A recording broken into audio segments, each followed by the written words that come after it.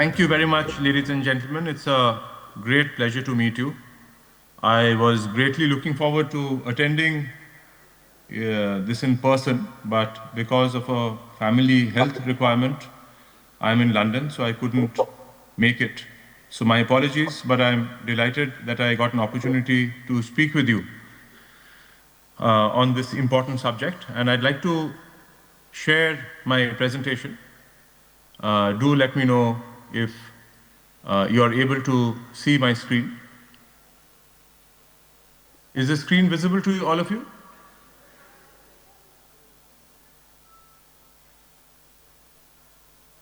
Is the screen visible?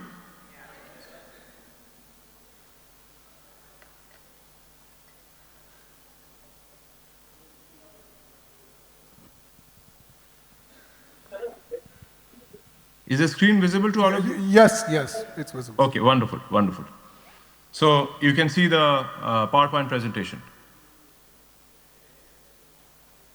So I just wanted to speak with you. It's, of course, not the same as being there, but I wanted to share my perspective on behalf of Luxmi Tea on where the tea industry is and where are the challenges. One thing I would like to start with is that the challenge is not the drink.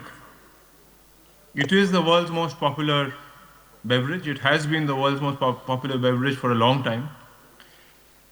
The world's most popular and important stimulant and healthy stimulant, caffeine. The cheapest and most accessible form is tea. There's coffee, there's carbonated, Coca-Cola and other drinks, but the cheapest and healthiest form is tea. And the world runs on caffeine. Tea also, because of other factors, has a natural balance. It's not just caffeine, but L-theanine and other things which make it both inexpensive and healthy compared to any other. And in India especially, and especially when we are talking in Upasi, there's so many Ayurvedic herbs which today are getting blended with tea, like ashwagandha and tulsi, which brings a new format to tea. The challenge, as we can see, and I'm sure you have discussed it, is in the business model. The product has not only been amazing for as a drink, but it's a community, it's culture and wellness brought together, whether it is chai, as we have it in India, or the British afternoon tea, or the Chinese and Japanese tea ceremonies, or the Moroccan teas. It is deeply rooted in tradition, heritage, and it's globally valid. It is a gift for any person in the world.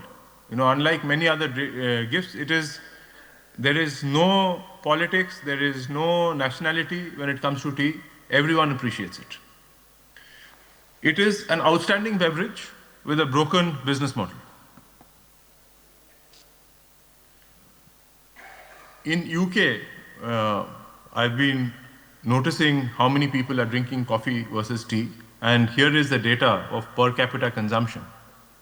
It has been going down for the last 40, 50 years, and this is true for many other developed markets. And not only does it not serve the consumer interest, because of which they're drinking less tea, it seems that it serves no interest. The workers are not satisfied with their wages. The consumers are not happy with the product. And the companies are not making money.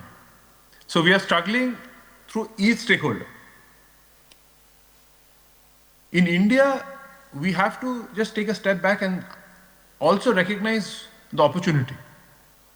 This is what we are seeing over 120 years. The consumption of tea is not only growing, but if you look at the steepness of the graph, it is only getting steeper. And we are just getting started. India still is a very small consumer per capita of tea. And we already consume a huge amount of tea, and it is going to keep growing. India is the main and biggest opportunity for consumption of tea. And it has happened through promotion. It is not something that has, unlike China, which has been drinking tea for millennia, or even Europe over a couple of 100 years, the consumption of tea in India was almost zero 100 years ago, if you can see this graph. It is these advertising campaigns through over a century that has developed the consumption of tea. So there are two factors. The tea consumption can grow, and it requires work to make it grow. So that is something that I'd like to focus on. What is the issue? The issue is that our production is growing at 2%, which is okay. It will double in 40 years or so, but at this point, that is the growth rate over the last 23 years in India. But the costs have grown at 3%, and the prices are lower. Growth is much lower than inflation. So a business that would be profitable would steadily become unprofitable as we go towards this. Now, if we look at the production, the challenge of production, this is a global issue. If you look at, and this is much more than India, significantly in Africa. If you look at the tea production in 1950 of 1.5 billion kilograms, it took 50 years to double to 3 billion kilograms. And then it more than doubled in half the time. So it went from 3 billion to 6.3 billion in 23 years. Half the time in the first 1950 to 2000. When it doubled from 1950 to 2000 to 3000 in year 2000, the prices went from $1.50 to $2.90. So in a period of 50 years, doubling of prices is also a very small increase, around 2% a year. But then when it doubled again, prices actually reduced. And that is the challenge, that we have doubled production from 2000 to 2023, but prices have reduced from $2.90 to $2.42. Now we are at a stage that production is going to go even further higher. What will happen to prices? And what will happen to sustainability of the tea industry? That is the challenge that we want to discuss, and I'm looking forward to many other views. But my view is we have to focus on some aspects, and I'll discuss some of those aspects here. The first is tea is a consumer good. It depends on high quality. It's very important to not only make high quality tea, which requires fine leaf count, good plucking, but also promote the fact that it is high quality. It is important to make sure that we promote high quality and high priced teas so that consumers don't think that when it comes to tea, they will buy the cheapest tea. That is something that we showed earlier, how India developed its tea industry in the beginning, from the 1900 to the first 40, 50 years. But we've probably given up, other than one or two companies that are doing it. It is something that is very important, and it is important for India, it is important for Africa, it is important for China to promote high quality, high-end teas, organizations that record quality, record high prices, making media, making, compliance and sustainability. We need help from all these stakeholders to promote high quality tea. Also, the fact that tea can combine with herbs. I know, there's a lot of conversation about this is not real tea, but you can add tea to herbs. It is a delivery for health. People are interested in many other healthy herbs. Tea is a healthy herb. We can combine tea with those other healthy herbs. And this is something that we should not walk away from. If the consumer is interested in it and they are willing to buy it from us, we should combine tea with other herbs, not flavorings, but other herbs, so that the tea remains of a high quality. Also, meet the consumer where they are. As Luxmi, we've partnered with Coca-Cola to develop Honest Tea with organic green tea. We are working with Taj Mahal to come up with Barish Wali Chai, which is with masala, with Barakat, hibiscus rose tea, for a digest tea with well-being nutrition, and also to global companies like Williams-Sonoma, packing and branding teas. We need to meet consumers in whatever form they want to consume the tea. Also, through stores. We have had experience in airport stores, in hotels.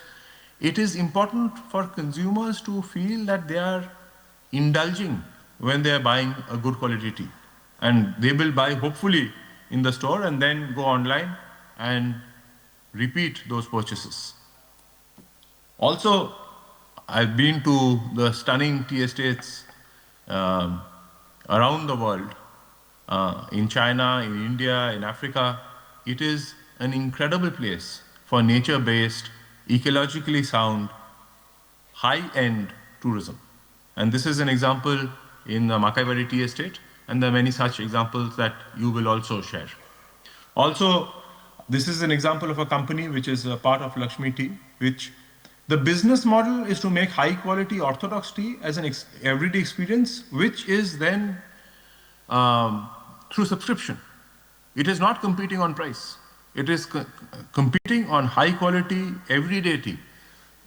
Tea can be a very good gift, but I think the best way to convince customers is it is a gift, but you should consume it, because then, only then will it be repeat of purchase.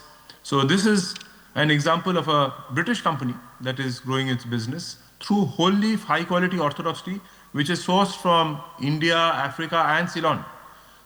It's by some of the high-quality whole leaf teas. So my point is, it's a 5,000-year-old heritage. We cannot lose it. We have to reimagine it. The business model needs to change, while the tea product, the quality, needs to endure. So our challenge is to reimagine tea and make it exciting and a beverage that all of us stand behind and appreciate. Thank you.